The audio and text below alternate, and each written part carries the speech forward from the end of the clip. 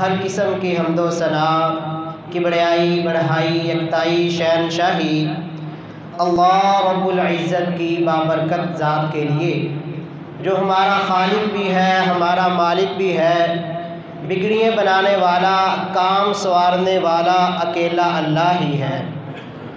کروڑوں درود و سلام نبی رحمہ نبی توبہ نذیر بشیر سراج منیر امام الانبیاء امام المتقین امام الحرمین امام القبلتین امام الثقلین امامنا فی الدنیا و امامنا فی الآخرہ، میرے اور آپ کے دلوں کی بہار سرکار مدینہ سرتاج رسل جناب محمد الرسول اللہ صلی اللہ علیہ وسلم کی ذات مبارکہ پر۔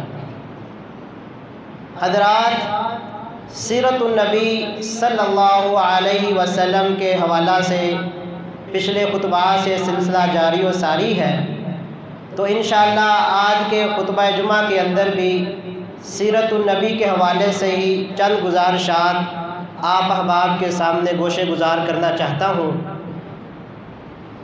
سیرت النبی یہ ایک ایسا موضوع ہے کہ پوری دنیا کے خطباء، علماء، صلحاء، وعظاء، ادیب، مفتیان سارے کے سارے سیرت النبی کے حوالے سے اپنی اپنی محنتیں کریں، اپنی اپنی کاوشیں پیش کریں۔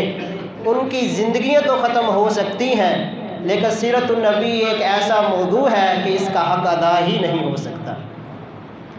اللہ سبحانہ و تعالیٰ نے نبی کریم صلی اللہ علیہ وسلم کو جو شان، جو مقام، جو عزت، جو مرتبہ عطا کیا ہے، یہ کائنات کے اندر کسی اور کے نصیبے کے اندر آیا ہی نہیں ہے۔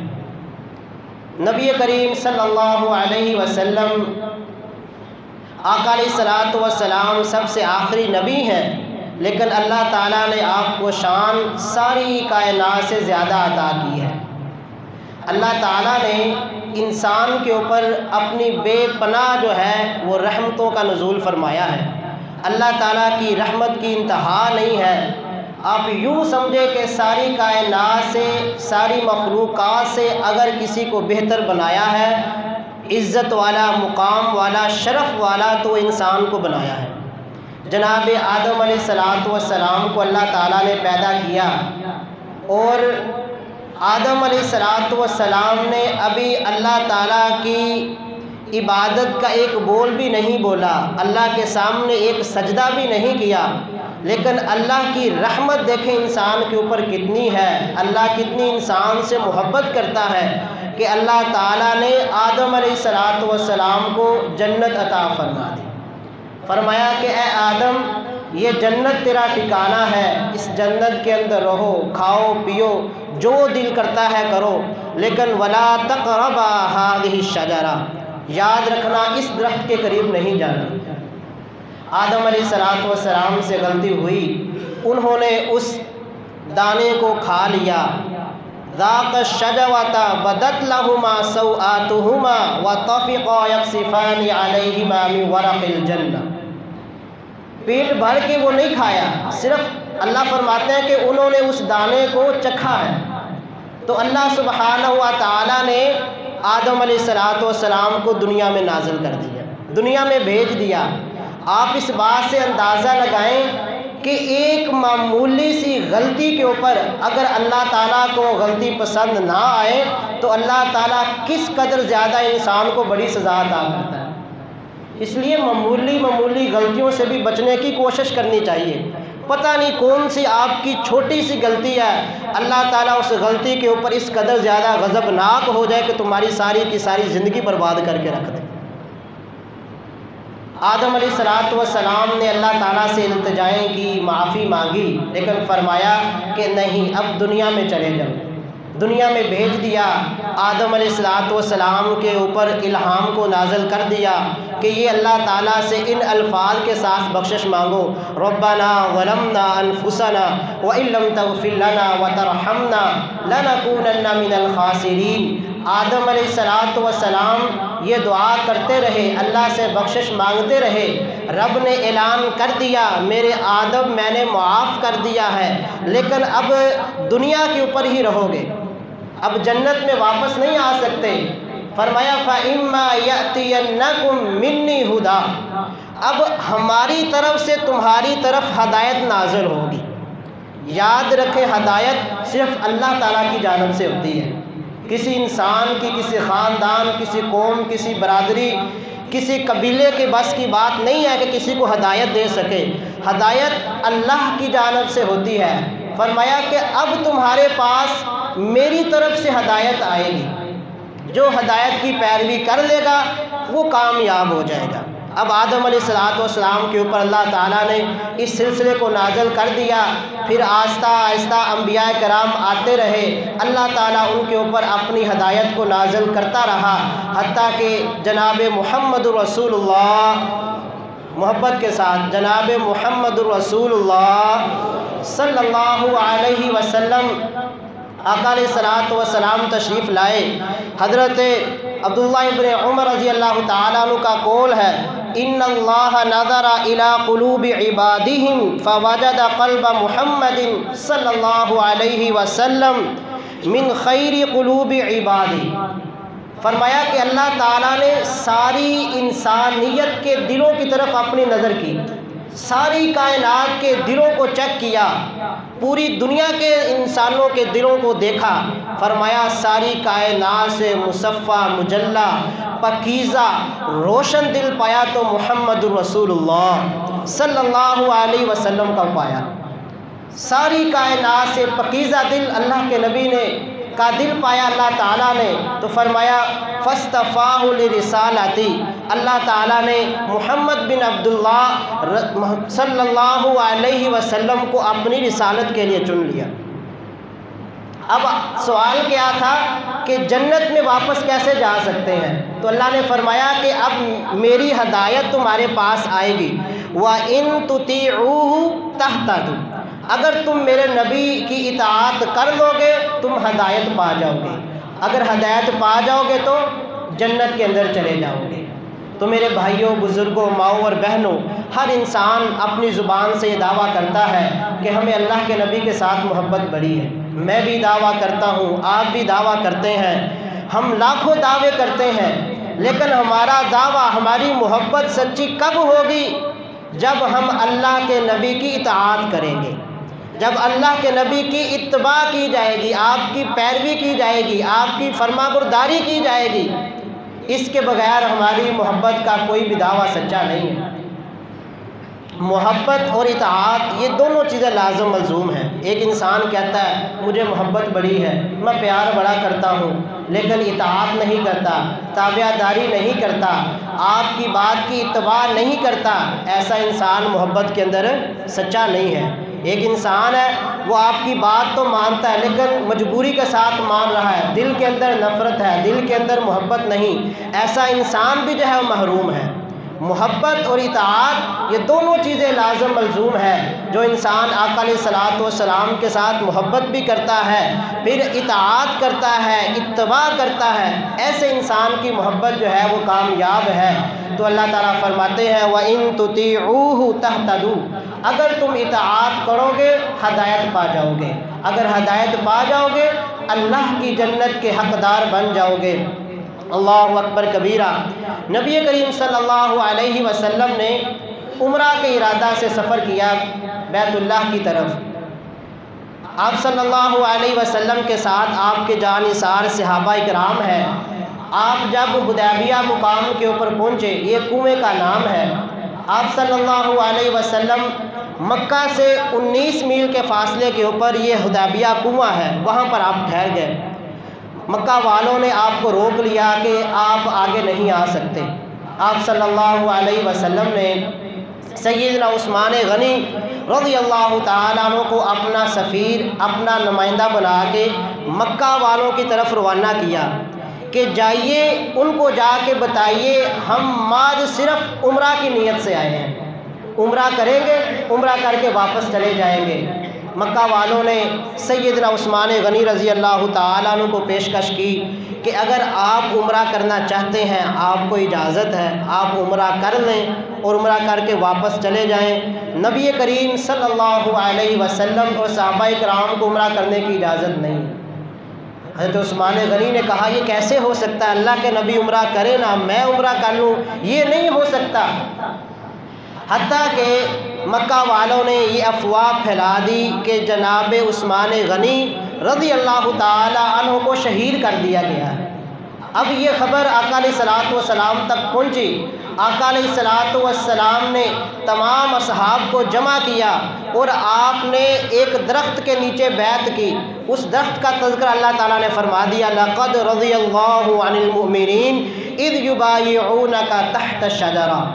اللہ تعالیٰ ان تمام صحابہ کرام کے اوپر راضی ہو گیا جنہوں نے درخت کے نیچے بیعت کی۔ اور اللہ تعالیٰ کسی قوم سے راضی ہو جائے، کسی خاندان سے، کسی کنبے قبیلے سے، کسی برادری سے، اللہ کا راضی ہونا یہ اللہ کی سب سے بڑی نعمت ہے۔ وَرِضْوَانٌ مِّنَ اللَّهِ أَكْبَرُ، اللہ کی نعمتوں میں سب سے بڑی نعمت اللہ کی رضا ہے۔ تو اللہ فرماتے ہیں کہ اللہ ان سب کے اوپر راضی ہو گیا۔ آقا علیہ الصلوۃ والسلام نے اپنے صحاب سے بیعت لی۔ ابن عمر فرماتے ہیں بایعنا علی الموت، ہم نے موت کی آقا علیہ الصلوۃ والسلام کے ہاتھ کے اوپر بیعت کی کہ فرمایا کہ جب تک عثمان کا بدلہ نہیں لیا جائے گا واپس نہیں جائیں گے۔ حالانکہ جنگ کے لیے نہیں آئے تھے، پاس جنگ کا اسلحہ بھی موجود نہیں تھا، نیزے نہیں تھے، تیر نہیں تھے، صرف ایک دفاع کے لیے تلوار بس پکڑی ہوئی تھی، لیکن کہا کہ ہم واپس نہیں جائیں گے جب تک مکے کا ایک بھی کافر زندہ ہے عثمان کا انتقام پورا نہیں ہوگا، کسی کو نہیں چھوڑیں گے۔ مکہ والوں نے تو کچھ اور ہی سوچا تھا، لیکن نتائج کچھ اور ہی سامنے آنے لگے، کیونکہ مومن بزدل نہیں ہوتا، مومن کمزور نہیں ہوتا، مومن کا توکل بھروسہ اپنے اللہ کی ذات کے اوپر ہوتا ہے۔ حتیٰ کہ بات جو ہے وہ صلح تک پہنچ گئی کہ صلح کر لی جائے۔ صلح نامہ لکھا گیا، تحریر لکھی گئی۔ مکہ والوں نے دستخط کرنے تھے، آقا علیہ الصلوۃ والسلام نے بھی کرنے تھے، کیونکہ صلح کا مطلب یہ ہوتا ہے کہ دونوں فریقین نیچے دستخط کریں گے تو اس تحریر کے اوپر عمل کیا جائے گا۔ تو اب مکہ والوں نے نیچے دستخط کرنے سے انکار کر دیا کہ اب آپ کیوں نہیں دستخط کر رہے، یہ ساری شرائط جو ہیں تمہارے کہنے کے مطابق ہے۔ مکہ والوں کا سب سے پہلا مطالبہ یہ تھا کہ آپ اس سال عمرہ نہیں کر سکتے، سب سے پہلی شرط یہ لگائی کہ عمرہ نہیں کر سکتے۔ اب آپ جانتے ہیں کہ ایک مومن کا بیت اللہ کے ساتھ کیسا لگاؤ ہوتا ہے، کیسی محبت ہوتی ہے، کیسی تڑپ ہوتی ہے۔ اور پھر آپ جانتے ہیں کہ اس دور کی مشکلات، سفر کی تکلیف کس قدر زیادہ تکلیف کے ساتھ جو ہے وہ مدینہ سے بیت اللہ کی طرف آئے، تقریباً 350 کلومیٹر سفر کر کے آئے۔ تو اب یہاں آ کر یہ کہہ دیا گیا کہ آپ عمرہ نہیں کر سکتے، اگلے سال عمرے کی اجازت ہوگی۔ آپ صلی اللہ علیہ وسلم نے شرط کو قبول کر لیا۔ دوسری شرط یہ رکھی گئی کہ اگر مکہ سے کوئی شخص بھاگ کر مدینہ چلا جائے گا تو مدینہ والے اس کو واپس کریں گے، اگر کوئی شخص مدینہ سے بھاگ کر مکہ چلے جائے گا تو اس کو واپس نہیں کیا جائے گا۔ حالانکہ عقل کے میں تو یہ شرطیں نہیں نہ آتی، لیکن آقا علیہ الصلوۃ والسلام نے شرط کو بھی مان لیا۔ اب ساری شرطیں مکہ والوں کی مان لی گئی ہیں، لیکن پھر بھی وہ دستخط نیچے نہیں کر رہے۔ کہا کیا وجہ ہے؟ کہا اس تحریر کے اندر ایک جملہ ایسا، جب تک وہ جملہ اس کے اندر رہے گا ہم دستخط نہیں کریں گے۔ وہ جملہ کیا تھا؟ محمد رسول اللہ صلی اللہ علیہ وسلم کہتے ہیں لو نقول انک رسول اللہ لاتبعناک۔ اس تحریر کے اندر لکھا ہوا ہے کہ محمد رسول اللہ، اگر ہم یہ مان لیں کہ آپ اللہ کے رسول ہیں، لاتبعناک، پھر ہم کو آپ کی پیروی کرنی پڑے گی۔ جب ہم نے آپ کو اللہ کا رسول مان لیا پھر تو سارے معاملات ختم ہو گئے۔ رسول کا کام یہ ہوتا ہے کہ اس کی تابع داری کی جائے۔ تو پتہ یہ چلا مکے کا کافر بھی جانتا تھا رسول اللہ کا مطلب یہ ہے کہ جس کو رسول مانا جائے اس کی تابع داری کی جاتی ہے، جس کو رسول مانا جائے اس کی اطاعت کی جاتی ہے، جس کو رسول مانا جائے اس کی اتباع کی جاتی ہے۔ रसूलुल्लाह का मतलब ही ये है کہ زندگی کا ہر ایک پہلو اللہ کے رسول کے بتائے ہوئے طریقے کے مطابق بسر کرنا ہے. ہماری خوشیاں، ہماری غمیاں، ہمارے کاروبار، ہماری تجارت، ہمارا لین دین، عقیدہ اللہ کے نبی سے لینا ہے، عمل اللہ کے نبی سے لینا ہے، اس کے اوپر عمل کیسے کرنا ہے وہ اللہ کے نبی سے لینا ہے. ایک ایک بات نبی کریم صلی اللہ علیہ وسلم کے بتائے ہوئے طریقے کے مطابق ہوگی. اسی لیے اس نے کہا کہ اگر ہم مان لیں کہ آپ اللہ کے رسول ہیں، ہمیں آپ کی اتباع کرنی پڑے گی، آپ کی اطاعت کرنی پڑے گی. تو دستک کا مطلب یہ ہے کہ اوپر والی ساری تحریر کو مان لینا، لہذا اس کو کاٹ دیجئے تب ہم دستک کریں گے. آج ہم اللہ کے نبی کو اللہ کا رسول بھی مانتے ہیں اور ہر کام کے اندر اللہ کے نبی کی مخالفت کی جاتی ہے. ہماری خوشیاں، ہماری غمیاں، ہمارے کاروبار، ہمارے لین دین، رشتہ داری کے معاملے، کون سا ایسا کام ہے کہ ہم اللہ کے نبی کی اتباع کر رہے ہیں؟ اللہ اکبر. یہ مکہ کے لوگ جانتے تھے لیکن ہم نہ پہچان سکے محمد رسول اللہ کا مطلب. اور آپ یہ حیران ہوں گے، آپ یہ سمجھیں گے کہ حضرت ابوبکر صدیق رضی اللہ تعالی عنہ کو تو پتہ چل گیا کہ آپ اللہ کے سچے رسول ہیں، انہوں نے آپ کی بات کو مان لیا. ابو جہل کو پتہ نہ چل سکا کہ آپ اللہ کے سچے رسول ہیں. ابو جہل کو بھی پتہ تھا کہ آپ اللہ کے سچے رسول ہیں. حضرت مغیرہ بن شعبہ رضی اللہ تعالی عنہ اپنے اسلام لانے کا واقعہ بیان کرتے ہیں. کہتے ہیں کہ جب میں مکہ کے اندر آتا تو ابو جہل میرا دوست تھا. میں جب مکہ میں آتا تو ابو جہل کے گھر میں رہا کرتا، یہ میری مہمان نوازی کیا کرتا. کہتے ہیں کہ ایک دن میں ابو جہل کے گھر میں آیا ہوا تھا تو ہم صبح سویرے چہل قدمی کے لیے جو ہے وہ باہر کی طرف نکل جاتے ہیں. سامنے سے محمد رسول اللہ صلی اللہ علیہ وسلم تشریف لا رہے تھے. تو آپ صلی اللہ علیہ وسلم نے ابو جہل کو کہا، ابو جہل میری بات مان لو، کلمہ پڑھ لو، مسلمان ہو جاؤ. آپ نے اسلام کی دعوت پیش کی. ابو جہل آگے سے کیا کہتا ہے؟ کہتا ہے کہ واللہ لو اعلم انک رسول اللہ لاتبعناک. اللہ کی قسم اگر میں جان جاؤں کہ آپ اللہ کے سچے رسول ہیں، لاتبعناک، تو میں آپ کی پیروی کر لوں گا. مجھے پتہ ہی نہیں ہے کہ آپ اللہ کے سچے رسول ہے کہ نہیں ہے. یعنی اللہ کے نبی کی بات کو اس نے جھٹلا دیا. حضرت مغیرہ بن شعبہ رضی اللہ تعالیٰ عنہ بیان کرتے ہیں کہ ہم تھوڑا سا آگے گئے نا، اللہ کے نبی اپنے راستے پہ چلے گئے، ہم اپنے راستے پہ چہل قدمی کے لیے نکل گئے. کہتے ہیں کہ جب میں تھوڑا سے ہم آگے گئے، اللہ کے نبی ہماری آنکھوں سے اوجھل ہو گئے. تو ابو جہل کیا کہتا ہے؟ واللہ لا اعلم انہ رسول اللہ صلی اللہ علیہ وسلم. قسم اٹھا دی، کہتا اللہ کی قسم اے مغیرہ مجھے پتہ ہے کہ یہ اللہ کے سچے رسول ہیں. حضرت مغیرہ بن شعبہ کہتے ہیں میں حیران ہو گیا کہ ابھی آپ نے قسم اٹھا کے کہا تھا کہ مجھے پتہ ہوتا کہ آپ اللہ کے سچے رسول ہیں تو میں آپ کی بات مان لیتا، لیکن ابھی تم نے کہا کہ اللہ کی قسم وہ سچے رسول ہیں، پھر بات کیوں نہیں مانی؟ کہا اصل کے اندر بات یہ ہے کہ میں مکہ کا سردار ہوں، میرے پاس پنچایت کا عہدہ ہے.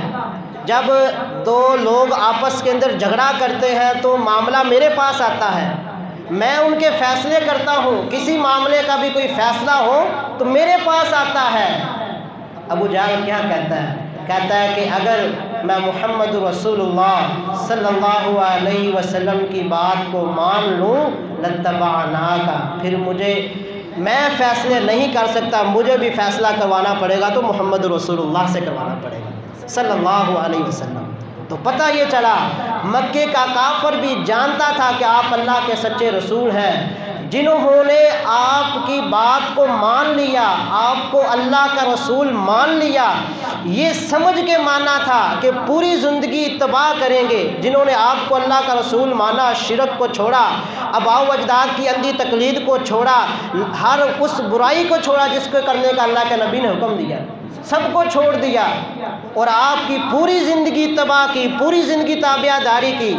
اور جن لوگوں نے آپ کو اللہ کا رسول نہیں مانا، انہوں نے بھی اس لیے نہیں مانا تھا کہ پوری زندگی تابع داری کرنی پڑے گی، ہم تابع داری نہیں کر سکتے. تو ابو جہل کیا کہتا ہے کہ مغیرہ مجھے پتہ ہے وہ اللہ کے سچے رسول ہیں، اگر میں نے ان کی بات مان لی، ان کو اللہ کا رسول مان لیا، پھر میں فیصلہ نہیں کر سکتا، مجھے بھی فیصلے اللہ کے رسول سے کروانے پڑیں گے۔ تو پتہ یہ چلا کہ کبھی کبھار انسان حق کو جانتا ہے، حق کو پہچانتا ہے، لیکن عہدے جو ہے وہ انسان کے آگے رکاوٹ بن جاتے ہیں۔ حق کو قبول کرنے کے لیے یہ بڑے بڑے عہدے رکاوٹ بن جاتے ہیں، جیسے ابو جہل کے سامنے بن گئے۔ اللہ اکبر کبیرہ۔ اللہ کے نبی صلی اللہ علیہ وسلم کو رسول ماننے کا مطلب یہ ہے کہ کائنات کے ہر معاملے کے اندر آپ کی تابع داری کرنی ہے، ہر فیصلہ اللہ کے نبی کا ماننا ہے، چاہے عقل اس کو تسلیم کرے یا نہ کرے۔ اب صلح حدیبیہ کوئی دیکھ لے، جب شرائط طے پا چکی، سارے معاملہ حل ہو گیا، آقا علیہ الصلوۃ والسلام اپنے حجرہ کے اندر تشریف لے آئے، خیمے میں تشریف لے آئے۔ امیر عمر رضی اللہ تعالی عنہ نبی کریم صلی اللہ علیہ وسلم کے سامنے دو زانو ہو کے بیٹھ جاتے ہیں، آ کے سوال کرتے ہیں، استفسار کرتے ہیں، اے اللہ کے نبی، السنا علی الحق، کیا ہم حق کے اوپر نہیں ہیں؟ جی عمر، ہم حق کے اوپر ہیں۔ الیسوا علی الباطل، کیا وہ کافر باطل کے اوپر نہیں ہے؟ جی عمر، وہ باطل کے اوپر ہیں۔ فرمایا اللہ کے نبی یہ تو بتائیے، اگر ہم ان کے ہاتھوں شہید ہوتے ہیں تو کہاں پہ جائیں گے؟ کہا عمر جنت کے اندر جاؤ گے۔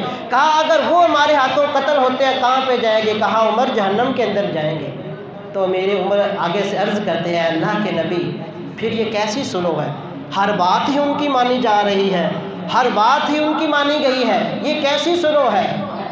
آپ صلی اللہ علیہ وسلم نے بس ایک ہی جملہ بولا ہے، ابن خطاب انی رسول اللہ صلی اللہ علیہ وسلم، او خطاب کے بیٹے میں اللہ کا رسول ہوں۔ تم جو سوچ رہے ہو اپنی رائے، اپنی عقل کے مطابق سوچ رہے ہو، میں نے جو فیصلہ کیا ہے وہ بحیثیت رسول کیا ہے، میں اللہ کا رسول ہوں، میں اپنی مرضی سے فیصلے نہیں کرتا۔ تو اس کا پتہ یہ چلا کہ جو بھی بات اللہ کے رسول کی بات ہے، عقل اس کو مانے یا نہ مانے، ایک امتی کا کام ہے اس کو تسلیم کرنا۔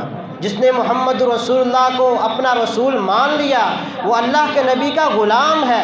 غلام کا کام ہی کیا ہوتا ہے؟ تابع داری کرنا۔ وہ غلام کس کام کا جو اپنے آقا کی تابع داری ہی نہیں کرتا، اپنے آقا کی بات کو ہی نہیں مانتا۔ اللہ اکبر کبیرہ۔ امت کے اندر آج یہ بہت بڑا فتنہ جو ہے وہ پھیل چکا ہے، وہ بات مانیں گے جو عقل مانتی ہے، اس بات کو نہیں مانیں گے اللہ کے نبی کی جو عقل تسلیم نہیں کرتی۔ ہر بات کو، میرے نبی کے ہر فیصلے کو تسلیم کرنا پڑے گا۔ اللہ اکبر کبیرہ۔ جو انسان میرے نبی کو رسول اللہ مانتا ہے اس کو ہر بات کے اندر تابع داری کرنی پڑے گی۔ حضرت مغیرہ بن شعبہ رضی اللہ تعالی عنہ نبی کریم صلی اللہ علیہ وسلم کے پاس تشریف لائے اور آ کر کہتے ہیں کہ اللہ کے نبی، میں شادی کرنا چاہتا ہوں، فلاں انصاری کے گھر کے اندر میرا شادی کا جو ہے وہ سلسلہ چل رہا ہے، امید ہے اللہ تعالیٰ شادی کے اسباب پیدا فرما دے گا۔ اللہ کے نبی صلی اللہ علیہ وسلم نے فرمایا، اے مغیرہ، جس لڑکی کے ساتھ تو شادی کرنا چاہتا ہے کیا اس لڑکی کو دیکھا بھی ہے یا نہیں؟ کہا اللہ کے نبی دیکھا نہیں ہے، بس اس کے اخلاق کے بارے میں، اس کے کردار کے بارے میں، اس کی جو ہے تمام عبادات کے بارے میں سن رکھا ہے کہ اس کا اخلاق بہت اچھا ہے، اس لیے شادی کرنا چاہتا ہوں۔ آپ صلی اللہ علیہ وسلم نے فرمایا، فانظرها فإنها أدوم، اے مغیرہ ایک نظر اس لڑکی کو دیکھ لو، اللہ تعالیٰ اس نکاح کے اندر جو ہے وہ برکت رکھ دے گا۔ اب حضرت مغیرہ بن شعبہ اپنے اس سسر کے گھر میں جاتے ہیں جس کی بیٹی کے ساتھ رشتہ طے کرنا تھا۔ دروازہ کھٹکھٹایا، آگے سے سوال کیا جاتا ہے کہ کون؟ کہا مغیرہ بن شعبہ۔ کہا مغیرہ کیسے آئے ہو؟ کہا ایک پیغام لے کے آیا ہوں، غربت کا عالم ہے، ایک ہی گھر کے اندر صرف ایک ہی خیمہ ہے، ایک ہی حجرہ ہے، ایک ہی کمرہ ہے۔ حضرت مغیرہ بن شعبہ کہتے ہیں مجھے اس کمرے میں بٹھا دیا گیا، اب جس بچی کے ساتھ میری شادی ہونی ہے وہ بھی وہیں پر ہی پردے کے اندر بیٹھی ہے، اور اس کا باپ بھی وہاں پر بیٹھا ہے، میں نے ان کو وہ سارا معاملہ سنا دیا کہ اللہ کے نبی نے حکم دیا تھا، میں نے اللہ کے نبی کو وہ سارا معاملہ سنایا تھا، تو آقا علیہ الصلوۃ والسلام نے کہا تھا کہ ایک نظر دیکھ لینا۔ اب جب کہتے ہیں کہ میں نے کہا کہ میں ایک نظر اس لڑکی کو دیکھنا چاہتا ہوں، اس انصاری کے چہرے کے رنگ اتر گئے، پریشان ہو گیا کہ شادی سے پہلے، نکاح سے پہلے میری بیٹی کا چہرہ مغیرہ دیکھے۔ یہ ان کی غیرت کے خلاف تھا، ان کے مزاج کے خلاف تھا، ان کے قوم اور برادری کے یہ خلاف تھا۔ ایک وقت تھا ہماری مائیں اور بہنیں اس قدر غیرت مند ہوا کرتی تھی۔ سیدہ عائشہ صدیقہ رضی اللہ تعالی عنہا فرماتی ہیں، اللہ انصار کی عورتوں کے اوپر رحم کرے۔ انصاری پردے کے معاملے میں اس قدر غیرت مند تھے، اللہ اکبر کبیرہ، کہ جب پردے کا حکم نازل ہوا، انصار کے چند لوگ، رات عشاء کی نماز کے بعد یہ حکم نازل ہوا، انصار کے چند لوگ آقا علیہ الصلوۃ والسلام کے پاس بیٹھے ہوئے تھے۔ اللہ کے نبی نے پردے کا حکم سنا دیا کہ اللہ تعالیٰ نے مسلمان عورتوں کے اوپر پردہ کے نازل کر دیا ہے۔ یہ انصاری اپنے اپنے گھر گئے، انہوں نے جا کے اپنی عورتوں کو پردے کا حکم سنا دیا۔ حضرت عائشہ فرماتی ہیں اللہ ان عورتوں کے اوپر رحم کرے جن عورتوں نے پردے کے بارے میں سنا، پھر ان میں سے کسی ایک عورت نے بھی ایک لمحے کے لیے پوری رات کو آرام نہیں کیا، ساری رات جاگتی رہیں، کیا کرتی رہیں؟ غربت کا عالم تھا، پردے کا حکم تو آ چکا تھا، لیکن پردہ کرنے کے لیے لمبی لمبی بڑی بڑی چادریں موجود نہیں تھیں۔ ساری رات جاگتی رہیں اور ٹکڑوں کو، کپڑے کے ٹکڑے تلاش کرتی رہیں، ان ٹکڑوں کو جوڑ جوڑ سے، کوئی ٹکڑا کہاں سے لیا، کوئی ٹکڑا کہاں سے لیا، ساری رات ان ٹکڑوں کو جوڑتی رہیں، پردے کی چادر بناتی رہیں۔ جب فجر کا وقت ہوا، سیدنا بلال رضی اللہ تعالیٰ عنہ نے صبح کی اذان دی، انصار کی ساری عورتیں با پردہ ہو کے مسجد میں آ چکی تھیں۔ اس قدر غیرت مند تھے انصاری پردے کے معاملے کے اندر۔ حضرت عطا بن ابی رباح رحمۃ اللہ علیہ روایت کرتے ہیں کہ ابن عباس رضی اللہ تعالی عنہ نے مجھے فرمایا، الا اریک امرأۃ من اہل الجنہ، اے عطا کیا میں تجھے جنتی عورت نہ دکھاؤں، کہ جو عورت جنتی ہے، جس کا جنتی ہونا یقینی ہے؟ میں نے کہا کیوں نہیں، مجھے دکھائیں۔ کہا ہذہ المرأۃ السوداء اتت النبی صلی اللہ علیہ وسلم، یہ سیاہ رنگ کی عورت نبی کریم صلی اللہ علیہ وسلم کی خدمت میں حاضر ہوئی تھی، اور اس نے آ کے اللہ کے نبی سے التجا کی تھی، اے اللہ کے نبی انی اسرع و انی اتکشف فادعوا اللہ لی، اے اللہ کے نبی مجھے مرگی کا دورہ پڑتا ہے، اور جب مجھے دورہ پڑتا ہے تو میں بے پرد ہو جاتی ہوں، فادعوا اللہ لی، اللہ سے میرے لیے دعا کیجئے کہ اللہ تعالیٰ مجھے اس بیماری سے نجات عطا فرما دے۔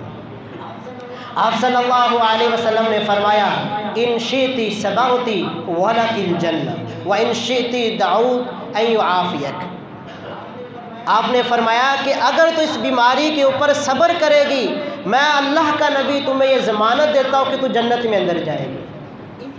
اس بیماری کے صبر کا ثمر یہ ہے، اجر یہ ہے کہ اللہ تجھ کو جنت عطا فرمائے گا۔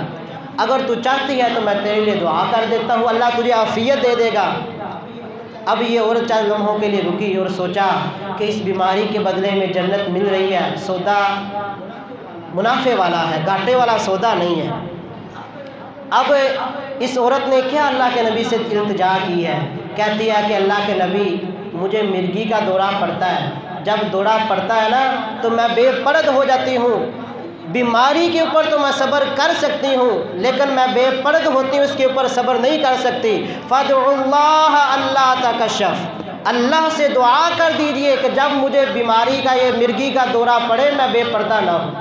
فدعا لہا، کریم آقا علیہ الصلوۃ والسلام نے اس کے لیے دعا کی۔ راوی حدیث بیان کرتا ہے پھر اس عورت کو دورہ تو پڑتا تھا لیکن وہ کبھی بھی بے پرد نہیں ہوئی۔ اس قدر غیرت مند پردے کے معاملے کے اندر انصاری ام خلاد، ان کا بیٹا شہید ہو جاتا ہے، ام خلاد اللہ کے نبی کی خدمت میں حاضر ہوتی ہیں، آ کے اپنے بیٹے کے حال احوال کے بارے میں پوچھتی ہیں کہ اللہ کے نبی میرا بیٹا کیا شہید ہی ہوا ہے یا ویسے کسی وجہ سے مر گیا؟ تاکہ اگر تو شہید ہوا تو میں صبر کروں، ورنہ میں جزا فضا کر کے اپنے دل کو تو ہلکا کر لوں نا۔ اللہ کے نبی میرا بیٹا کیسے شہید ہوا، کتنے لوگوں کو اس نے جہنم واصل کیا، سارے معاملات پوچھنے کے لیے اللہ کے نبی کی خدمت میں حاضر ہوئی۔ صحابہ کرام عرض کرتے ہیں کہ ہم نے ام خلاد کو دیکھا، مکمل پردے کے اندر اللہ کے نبی کی خدمت میں حاضر ہوئی۔ کہتے ہیں کہ ہم نے ام خلاد سے کہا، واہ ام خلاد، تیری استقامت کے اوپر قربان جائیں، تیرا بیٹا شہید ہو چکا ہے۔ جس کا جوان بیٹا شہید ہو جائے اس عورت کو پردے کی کہاں فکر ہوتی ہے، وہ تو جزا فضا کرنی ہوتی ہے۔ ام خلاد آگے سے کیا کہتی ہیں، ان ارضوا ابنی فلن ارضوا حیائی، میرا بیٹا مجھ سے جدا ہوا ہے، میری غیرت اور میری حیا، میرا دین مجھ سے جدا نہیں ہوا۔ اس قدر یہ انصاری پردے کے معاملے میں غیرت مند تھے۔ جب حضرت مغیرہ بن شعبہ رضی اللہ تعالی عنہ نے کہا کہ اللہ کے نبی کا حکم ہے کہ ایک مرتبہ اس عورت کو دیکھ لو، اب یہ انصاری کا رنگ اتر گیا، پریشان ہو گیا، غصے کے اثرات چہرے کے اوپر دکھائی دینے لگے کہ کیسے میں اپنی بیٹی کا چہرہ مغیرہ کو دکھاؤں، وہ بھی نکاح سے پہلے، شادی سے پہلے۔ یہ عورت اپنے باپ کی طرف دیکھ رہی تھی، اپنے باپ کے چہرے کی طرف دیکھ رہی تھی۔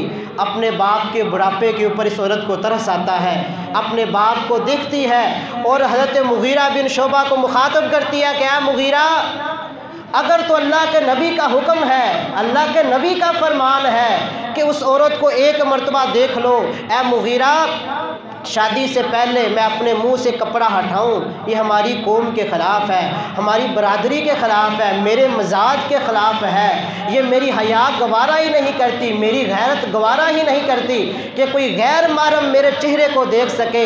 اے مغیرہ، اگر تو اللہ کے نبی کا حکم ہے پھر میں نہ اپنے باپ کو دیکھوں گی، نہ اپنی برادری کو دیکھوں گی، نہ اپنی حیا کو دیکھوں گی، نہ اپنی غیرت کو دیکھوں گی، میں تجھے اپنا چہرہ دکھا دوں گی۔ اگر مغیرہ یہ تیرے اپنے جذبات ہیں تو میں تجھے اللہ کا واسطہ دیتی ہوں، یہاں سے اٹھ کے چلا جا۔ حضرت مغیرہ بن شعبہ کہتے ہیں کہ نہیں، یہ میرے اپنے جذبات نہیں ہیں بلکہ اللہ کے نبی کا حکم ہے۔ اس عورت نے نہ اپنے باپ کی طرف دیکھا، نہ اپنی برادری کی غیرت کی طرف دیکھا، اس نے اپنے چہرے سے پردے کو ہٹایا۔ حضرت مغیرہ بن شعبہ نے چہرہ دیکھا اور ساتھ ہی کہہ دیا کہ مجھے یہ شادی قبول ہے۔ پھر اہل عرب اس بات کے گواہ ہیں، اس عورت کے نکاح کے اندر ایسی اللہ تعالیٰ نے برکت رکھی کہ سب لوگ اس کے اوپر رشک کیا کرتے تھے۔ تو میرے بھائیوں، بتانے کا مقصد یہ ہے کہ جس کو اللہ کا رسول مانے اس کی تابع داری کرتے ہیں، پھر اپنی قوم، اپنی برادری، اپنے آباء و اجداد کی تقلید کو نہیں دیکھتے کہ ہمارے باپ دادا کیا ایسے ہی تھے، ہمارے باپ دادا جس دین کے اوپر تھے ہم بھی وہی کریں گے، جو ہمارے امام اور مقتدی کہتے ہیں ہم بھی وہی کریں گے، جو پیر صاحب کہتے ہیں ہم اس بات کو مانیں گے۔ ایسا نہیں ہو سکتا۔ جس کو رسول اللہ مان لیا جائے، زندگی کے ہر معاملے کے اندر ان کی اتباع کرنی پڑتی ہے۔ مکے کا کافر جانتا تھا رسول اللہ کا مطلب، آج میں نے اور آپ نے اس مطلب کو نہیں سمجھا۔ اللہ اکبر کبیرہ۔ نبی کریم صلی اللہ علیہ وسلم آپ کی ذات کو مکے کے کافر بھی مانتے تھے۔ آج ہم آپ کی ذات کے تذکرے کرتے ہیں اور تذکرہ کرنا بھی چاہیے، یہ ہمارے ایمان کا حصہ ہے۔ آقا علیہ الصلوۃ والسلام کی ذات ساری کائنات سے اعلیٰ ہے، آپ ساری کائنات سے افضل ہے۔ اس کائنات کے اندر کوئی ایسا دوسرا آیا ہی نہیں جو میرے نبی کی شان کا مقابلہ کر سکے۔ میرے نبی کے شان اور مرتبہ یہ ہے، آقا علیہ الصلوۃ والسلام نے فرمایا انا سید ولد آدم ولا فخر، میں ساری کائنات آدم، ساری آدمیت کا سردار ہوں، ساری انسانیت کا سردار ہوں۔ فرمایا وبیدہ لواء الحمد، کل قیامت کا دن ہوگا، میرے جھنڈے کے تلے ساری انسانیت ہوگی، ساری آدمیت ہوگی، لیکن میں فخر نہیں کرتا۔ وانا اول شافع واول مشفع، ساری کائنات کی سب سے پہلے میں سفارش کروں گا، میری سفارش کے ساتھ حساب و کتاب شروع ہوگا، میری سفارش سے پہلے حساب و کتاب شروع نہیں ہو سکتا۔ یہ میرے نبی کا مقام ہے، یہ میرے نبی کی شان ہے، میرے نبی کو اللہ وہ مقام عطا کرے گا، کسی نبی کو وہ شان نہیں مل سکتی۔ جنت کے اندر جو سب سے بلند مقام ہے، جسے مقام محمودہ کہا جاتا ہے، وہ اللہ تعالیٰ میرے نبی کو عطا کرے گا۔ یہ میرے نبی کی شان ہے، مقام ہے۔ یہ آپ کی ذات ہے، لیکن میرے بھائیوں یہ آپ کی ذات کا اقرار، آپ کی ذات کو تو مکے کا کافر بھی مانتا تھا۔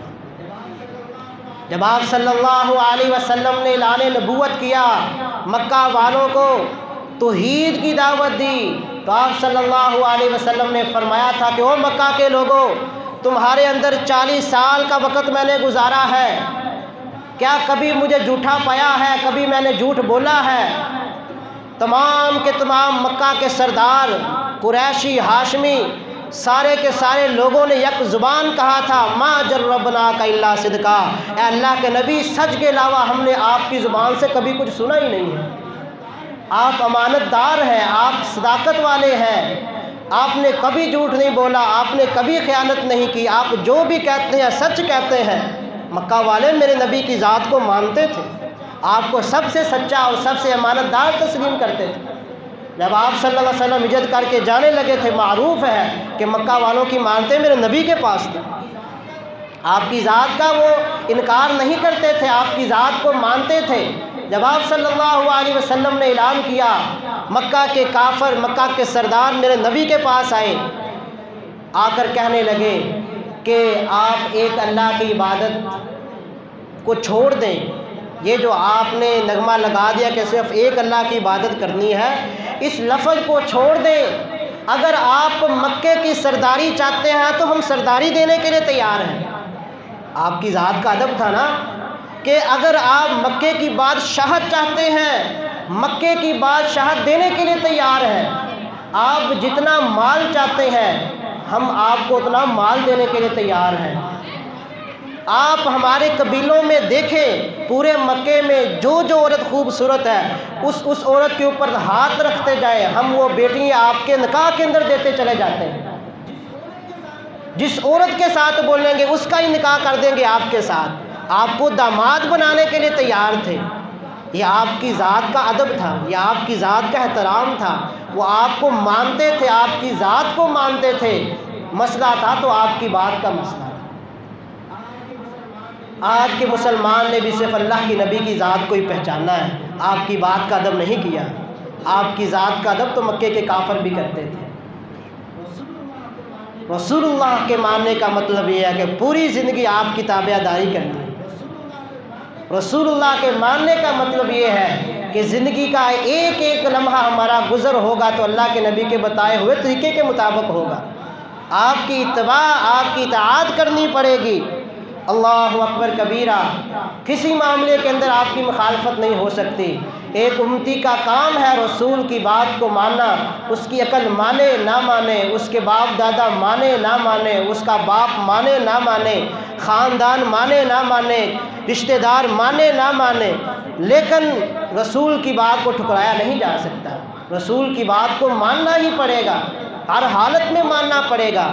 ایک غلام کا کام یہ ہے کہ وہ اپنے آقا کی بات کو مانے، اس کے علاوہ گزارا نہیں ہے۔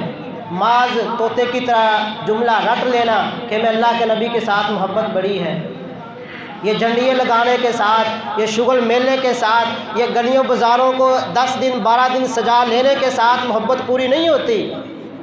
یہ پوری زندگی کی اطاعت کرنی پڑے گی، پوری زندگی فرما برداری کرنی پڑے گی، ایک ایک لمحہ آپ کی اطاعت کے اندر گزارنا پڑے گا، پھر جا کے رسول اللہ کا مطلب ہم سمجھ پائیں گے۔ جو دل کیا مان لیا، جو دل کیا چھوڑ دیا۔ دل کیا تو نماز فجر کے وقت اٹھ پڑے، دل کیا تو نہ پڑھی، دل کیا تو ظہر پڑھ لی، دل کیا تو نہ پڑھی، دل کیا مغرب پڑھی، دل کیا تو عشاء بھی چھوڑ دی۔ روایتی مسلمان نہیں اللہ کو مطلوب، ایک پکا اور سچا مسلمان اللہ تعالیٰ کا مطلوب ہے، جو ایک ایک لمحہ زندگی کے ایک ایک لمحے کے اندر اللہ کے نبی کی تابع داری کرتا ہے۔ اللہ اکبر کبیرہ۔ جناب انس رضی اللہ تعالی عنہ، ان کے سامنے ایک نوجوان نے سوال کیا کہ اے انس، مجھے بتائیے کہ وضو کیسے کرنا ہے۔ حضرت انس رضی اللہ تعالی عنہ آگے سے کہتے ہیں کہ نوجوان، تیرا سوال ہی درست نہیں ہے، میں تجھے جواب کیا دوں؟ پہلے اپنے سوال کو درست کرو پھر تمہیں میں جواب دوں گا۔ اس نوجوان نے کہا کہ اے انس رضی اللہ تعالی عنہ، مجھے اس سے بہتر سوال کرنا نہیں آتا، میرے سوال کو بھی درست کر دیں اور اس کا جواب بھی دے دیں۔ حضرت انس رضی اللہ تعالیٰ عنہ کیا کہتے ہیں کہ اے بیٹا سوال یہ نہیں کرتے کہ مجھے وضو کا طریقہ بتائیں، حالانکہ وضو تو وہی ہے نا جو اللہ کے نبی نے سکھایا، اپنی مرضی سے وضو نہیں نہ کریں گے، لیکن اس بچے کی، اس نوجوان کی ذہن سازی کی جا رہی ہے، اس کی تربیت کی جا رہی ہے، اس کو سکھایا جا رہا ہے۔ کہا کہ بیٹا سوال یہ نہیں کرتے وضو کا طریقہ بتاؤ، بلکہ سوال یہ کرتے ہیں کہ اللہ کے نبی کا وضو کیسا تھا۔ یہ اصل کے اندر منہج ہے کہ اللہ کے نبی نے وضو کس طرح کیا، اللہ کے نبی نے نماز کس طرح پڑھی، اللہ کے نبی نے زکوٰۃ کیسے ادا کی۔ اپنے ہر عمل کو منسوب کرو محمد رسول اللہ صلی اللہ علیہ وسلم کی ذات کی طرف۔ تمہارا کوئی بھی عمل ایسا نہیں ہونا چاہیے جو تمہارے طریقے کے مطابق ہو، ہر عمل کا پتہ لگانا ہے تو محمد رسول اللہ صلی اللہ علیہ وسلم کی ذات کو دیکھو، میرے نبی نماز کیسے پڑھتے، میرے نبی وضو کیسے کرتے، میرے نبی حج کیسے کرتے، میرے نبی روزہ کیسے رکھتے، میرے نبی لین دین کیسے کرتے، میرے نبی کی تجارت کیسی، میرے نبی کا کاروبار کیسا، میرے نبی رشتہ داروں کے ساتھ کیسا سلوک کرتے۔ ایک ایک معاملے کے اندر منسوب کرو اللہ کے نبی کی ذات کو۔ حضرت عبداللہ بن رواحہ رضی اللہ تعالی عنہ، نبی کریم صلی اللہ علیہ وسلم نے اعلان کر دیا کہ آج فجر کی نماز کے بعد آپ نے ایک لشکر کو تشکیل دی اور کہا کہ تم سب نے نماز فجر ادا کرنے کے بعد اس جہادی مارکے کے اوپر نکل جانا ہے۔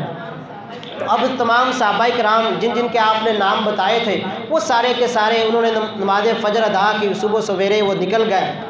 جمعے کا دن تھا۔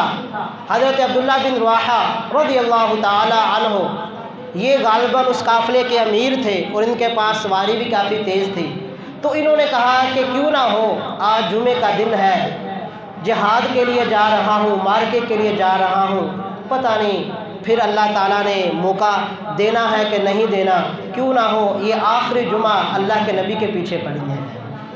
اب آپ اندازہ لگائیں کہ نیت کتنی پیاری ہے۔ مسجد نبوی ہے، امام الانبیاء ہے، خطیب امام الانبیاء ہے، ساری کائنات سے اعلیٰ اور اکمل خطیب امام محمد رسول اللہ ہے۔ نیت یہ ہے کہ اللہ کے نبی کے پیچھے آخری جمعہ ادا کر لیتا ہوں، پھر اپنے قافلے کے ساتھ اپنے دوستوں کے ساتھ مل جاؤں گا۔ حضرت عبداللہ رضی اللہ تعالی عنہ وہاں پہ بیٹھ جاتے ہیں، آپ صلی اللہ علیہ وسلم کی طرف دیکھ رہے ہیں، خطبہ سماعت فرما رہے ہیں۔ آقا علیہ السلام نے خطبے کو ختم کیا، میرے نبی نے نظر دوڑائی، عبداللہ وہاں پر بیٹھے ہوئے ہیں، کہا عبداللہ تمہیں کیا مسئلہ بنا؟ میں نے تو تم کو لشکر کے ساتھ جانے کے لیے روانہ کیا تھا۔ حضرت عبداللہ بن رواحہ کیوں رکے تھے کہ چلو آخری دیدار اللہ کے نبی کا کر لیا جائے، آخری جمعہ اللہ کے نبی کے پیچھے ادا کر لیا جائے، آخری نماز میں اپنے نبی کے پیچھے ادا کر لوں، ہو سکتا ہے پھر زندگی وفا کرے یا نہ کرے، ہو سکتا ہے اس کے بعد آپ کا دیدار نہ ہو سکے۔ نیت کتنی پیاری ہے، سوچ کتنی پیاری ہے، لیکن میرے نبی کے حکم کے اندر تاخیر ہوئی ہے۔ میرے نبی نے کیا فرمایا تھا کہ فجر کے فوراً بعد تمام ساتھی نکل جائیں۔ عبداللہ بن رواحہ کی نیت بڑی اعلیٰ ہے، نیت بڑی پکیزہ ہے، تاخیر ہوئی ہے تو وہ نیکی کے لیے ہوئی ہے، اچھی نیت کے لیے ہوئی ہے۔ حضرت عبداللہ کہتے ہیں اللہ کے نبی میرے پاس سواری تیز تھی، میں نے کہا یہ آخری جمعہ ہے، آپ کے پیچھے پڑھ کے میں اپنے ساتھیوں کے ساتھ مل جاؤں گا۔ میرے نبی نے کیا فرمایا؟ آپ نے فرمایا کہ عبداللہ اگر پوری زندگی بھی نیکیاں کرتا رہے نا، جو اجر اللہ تعالیٰ نے تمہارے ساتھیوں کو میری بات ماننے فوراً ماننے کے اوپر اجر عطا کر دیا وہ تم کو مل ہی نہیں سکتا۔ یہ ہے میرے بھائیوں اتباع، کہ زندگی کے ہر مسئلے کے اندر اللہ کے نبی کی اتباع کرنی ہے۔ میرے نبی کا فرمان آنے کے بعد کوئی گنجائش باقی بچتی نہیں، جیسے اللہ کے نبی کا فرمان آ جائے سمعنا و اطعنا، فوراً سنیں فوراً اطاعت کریں۔ یہی ایک مسلمان کا جذبہ ہونا چاہیے۔ اگر یہ جذبہ نہیں ہے تو میرے بھائیوں ہمارا ایمان جو ہے وہ خطرے کے اندر ہے۔ حضرت عبداللہ بن مسعود رضی اللہ تعالیٰ عنہ کو دیکھیے، آپ صلی اللہ علیہ وسلم نے چند لوگوں کو دیکھا، آپ خطبہ ارشاد فرما رہے تھے، دوران خطبہ آپ نے چند لوگوں کو دیکھا کہ وہ مسجد کے اندر کھڑے ہیں، پیچھے والے لوگ پریشان ہو رہے ہیں، تو میرے نبی نے کہا بیٹھ جاؤ بیٹھ جاؤ، یہ جملہ حضرت عبداللہ بن مسعود کے کانوں کے ساتھ ٹکرایا۔ ابھی مسجد میں داخل نہیں ہوئے، پیچھے جوتوں والی جگہ کے اوپر کھڑے ہیں۔ جیسے ہی یہ جملہ حضرت عبداللہ بن مسعود کے کانوں میں ٹکراتا ہے، فوراً وہیں پر ہی بیٹھ جاتے ہیں۔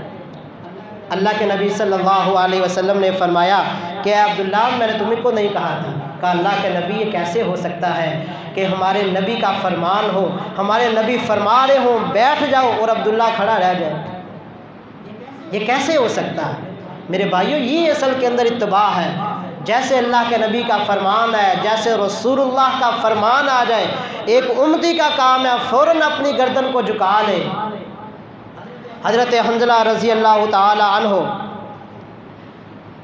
شادی کی پہلی رات ہے، صبح فجر کے وقت آواز آ رہی ہے کہ اللہ کے نبی صلی اللہ علیہ وسلم تمام لوگوں کو فرما رہے ہیں، طلب کر رہے ہیں۔ حضرت حنظلہ رضی اللہ تعالی عنہ نے ابھی غسل بھی نہیں کیا، فوراً اللہ کے نبی کی بات کے اوپر لبیک کہا ہے اور اللہ کے نبی کے پاس چلے جاتے ہیں۔ آقا علیہ الصلوۃ والسلام نے ایک لشکر تشکیل دیا اور اس جہاد کے لیے حضرت حنظلہ کو بھی روانہ کر دیا۔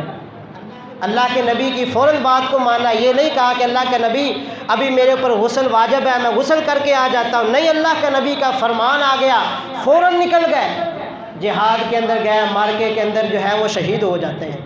اور آپ جانتے ہیں کہ ایک جس انسان کو شہادت کا رتبہ مل جائے، شہید کو غسل نہیں دیا جاتا۔ حضرت حنظلہ رضی اللہ تعالی عنہ کے بیوی نبی کائنات محمد رسول اللہ صلی اللہ علیہ وسلم کی خدمت میں حاضر ہو جاتی ہیں اور آ کر عرض کرتی ہیں کہ اللہ کے نبی، حنظلہ کے اوپر تو غسل واجب ہو چکا تھا، یہ اسی حالت کے اندر ہی شہید ہو چکے ہیں۔ آپ صلی اللہ علیہ وسلم مسکرائے اور کہا، حنظلہ کی بیوی پریشان کیوں ہوتی ہوں؟ میں فرشتوں کو دیکھ رہا ہوں جو فرشتے حضرت حنظلہ رضی اللہ تعالیٰ عنہ کو غسل دے رہے ہیں۔ یہ میرے بھائیوں اصل کے اندر اتباع ہے، یہ پیروی ہے۔ جب تک اس پیروی کا جذبہ انسان کے دل کے اندر پیدا نہیں ہو سکتا، اس وقت تک ایک مسلمان کامل اور حقیقی مسلمان بن ہی نہیں سکتا۔ حضرت سعد رضی اللہ تعالیٰ عنہ اسلام لانے کے بعد 4 سال زندہ رہے ہیں اللہ کے نبی کے ساتھ، صرف 4 سال کی صحبت اختیار کی ہے۔ جب اس دنیا سے گئے ہیں، جب شہید ہوئے ہیں، اللہ کے نبی صلی اللہ علیہ وسلم نے فرمایا کہ سعد کی وفات کے اوپر اللہ کا عرش بھی جھوم اٹھا، اور فرمایا کہ میں نے دیکھا 70,000 فرشتے حضرت سعد رضی اللہ تعالیٰ عنہ کے جنازے کے اندر شریک ہو چکے تھے۔ لوگوں نے باتیں کی کہ سعد کا جنازہ بڑا ہلکا تھا، پتہ نہیں کیا مسئلہ ہے، کیا وجہ بنی۔ لوگ یہ سمجھتے تھے جس کا جنازہ ہلکا ہو اس کا کوئی مسئلہ ہوتا ہے، اس کا کام خطرناک ہے۔ تو آپ صلی اللہ علیہ وسلم نے وضاحت کی، فرمایا کہ 70,000 فرشتے حضرت سعد رضی اللہ تعالیٰ عنہ کے جنازے کے ساتھ شریک تھے۔ ہم میرے بھائیوں زندگیاں بیت چکی ہیں، 50 سال، 60 سال، 70 سال، 80 سال کی عمریں ہو چکی ہیں۔ کیا ہمارے اندر بھی وہ تبدیلی آئی ہے جو 4 سالوں کے اندر سعد رضی اللہ تعالیٰ عنہ کے اندر آ چکی تھی؟